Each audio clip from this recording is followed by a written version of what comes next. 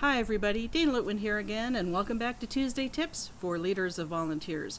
This week, talking about a work overload, how to get out from under a work overload, how to draw boundaries so that you don't get into or keep getting into situations where more work is being added to your plate or filling up your cup, whatever metaphor you want to use.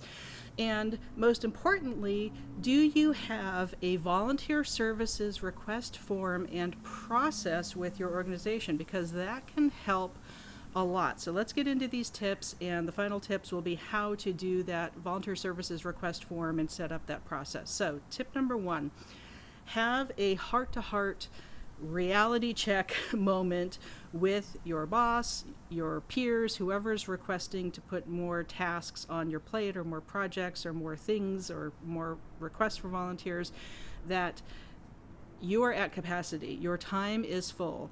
If they want something else added, that means something that they may also care about, that they just asked you about recently as well, has to go. So there's a limited amount of your capacity, of the person hours you can do, your team can do, your volunteers can do, and that in order for something to be added, something has to go. And I also have a previous Tuesday tips about time management, if that's helpful to you as well. But it's really important to draw that boundary and have that conversation. If just talking about it isn't enough to have someone stop piling things onto you in a panic, then prove it with data. Show and tell that you're at capacity and you either need more resources, you need more staff hires in the next budget round, you need something to support extra work, extra team members. More headcount is the kind of corporate HR term that's often used. And if you have project management software that you're already using with your organization that already tracks, usually by a line item code to come from a budget item of, project 06728 is this thing and I spent this many hours this week on it. You might already have that software in place with your organization, and that is a really easy place to export that data and say, look, this is where my time is already going on these projects. What's the new priority? Help me decide what has to go, because I can't do all of it. It's not physically possible. It's not going to happen. If you do not have project management software tracking like that, or HR tracking software in your organization already, it's very, very easy to just put it on your calendars, whether that's Outlook or Google or Mac or Apple, whatever. You can block out time. Just takes a few seconds that you're doing each task. Say, well, I'm starting this task at 1:30 p.m. and I finished it at 2:30 p.m. and so that's an hour that thing took. And if you ask me to do 10 more things that take an hour, that just doesn't fit even on a salary where we're probably working more than 40 hours a week. That's just not going to be possible. So you can use the calendars that programs and apps, platforms that you're already using to also show that. That's helpful if other people can see your calendars, or you have certain insight into each other's calendars, like for blocking out meetings. If they see that it's all redlined and blocked out already because of these other projects and they're trying to add more to your plate or add more meetings, that's a really good visual reminder that, like, nope, something's got to give. We've either got to move a priority down the list that happens a little bit later or not at all, or we have to really evaluate the workload and hire more people. You can do this with your calendar app. There's also a lot of just free apps and platforms and software that can show by percentage of time.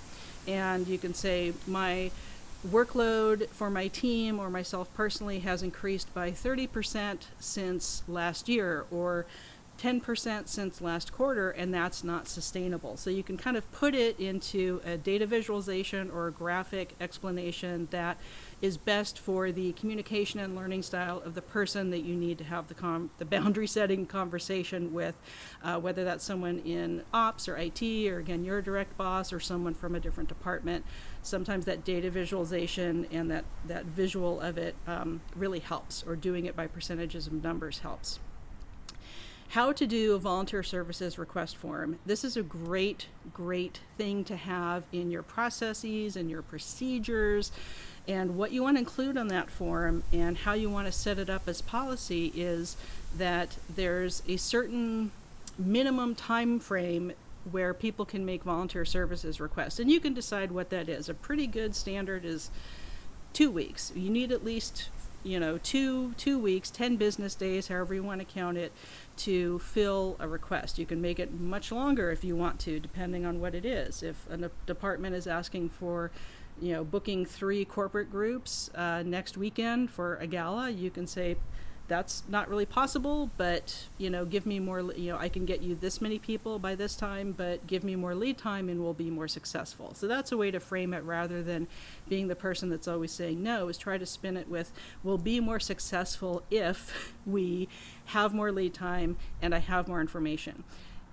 For creating a volunteer services request form, the essentials in that form, doesn't matter how you create it, Google Forms, print it out, whatever, Word doc, Word, but however you create it, the person making the request, the date they're making the request, the date or deadline or general idea of timeline of when they want those volunteers placed, and whether that is a new role that has to be defined, like a new volunteer job description that has to be posted for special recruitment, or whether it's ongoing, like 3 times a year we need gala volunteer cater waiters and we need 50 people. Like if it's something that's recurring, they can have that information. But if it's a brand new request for a special project or a new role, that has to be even more clearly defined. The next part of the form is, what is the set of responsibilities and tasks, and I talked about the difference in this Tuesday Tips if you want to check that out as well. But what's the set of responsibilities and tasks? Be very specific and be as detailed as possible that's requested or required of this role.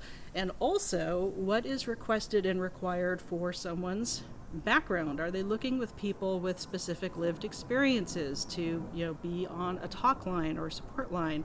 Is no experience necessary in a drop-in volunteer? A group can do it, like an envelope stuffing, things like that. But have them be really, really clear about the type of volunteer as much as they can, and the skill set or knowledge or experience that that person needs to, again, frame it as to be successful in the role, to successfully accomplish this. The next set that you want on the form, kind of a wrap-up, is have them help clarify, what's the priority? Is this super urgent? Is it a close timeline? Is it very urgent? Is it mission critical that this work happens as soon as possible? Will the agency flounder and fail if it doesn't happen? Or can this be whenever someone can do it, whenever someone can drop in the next 3 months and pick up flyers to pass out to schools and libraries? So have them put kind of a, low, medium, high. You can do it in that category, or 1 through 5 or 1 through 10, or whatever system, seems to make most sense logically to you and your organization. But have them help decide what's the priority to them.